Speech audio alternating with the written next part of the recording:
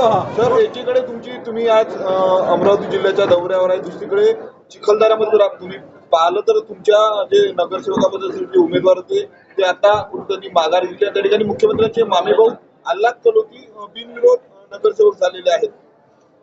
जो माणूस ज्या गावात राहत नाही, वाडवडिलांपासून दुसऱ्या गावात राहतो, ते तिथे जातात काय, तिथे उभे राहतात काय, दडपशाही करून आणि दबाव आणून ते त्या ठिकाणी उमेदवाराचे विड्रॉल घेतात काय, हे एकंदरीत जे आहे हे मतचोरीचा हा दुसरा भाग आहे. आता उमेदवार चोरी यांनी सुरू केलेली आहे. त्यामुळे फ्री अँड फेअर इलेक्शन महाराष्ट्रात होत नाही.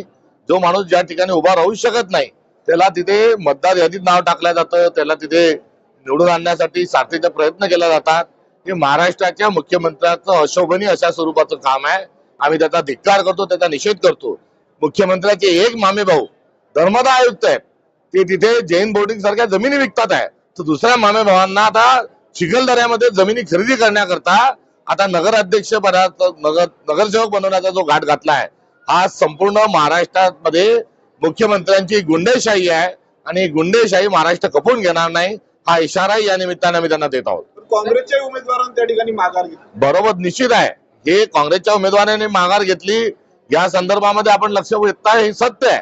मात्र धमक्या दिल्या जातात आहे, किडनॅप केल्या जात आहे, आमिष दाखवल्या जातात आहे आणि दडपशाही आणल्या जात आहे. आज काँग्रेसचा असेल, उद्या सामान्य माणसाच्या घरामध्ये शिरण्याकरता हे मागे पुढे पाहणार नाही. त्यामुळे लोकशाहीची थट्टा ही यांनी लावलेली आहे आणि मुख्यमंत्री महाराष्ट्रात हुकुमशाही आणून पाहत आहेत.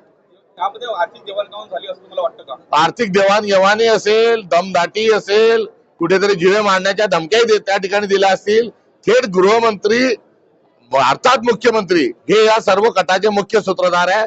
मुख्य आका या चिखलदरा प्रकरणातले देवेंद्र फडणवीस आहेत.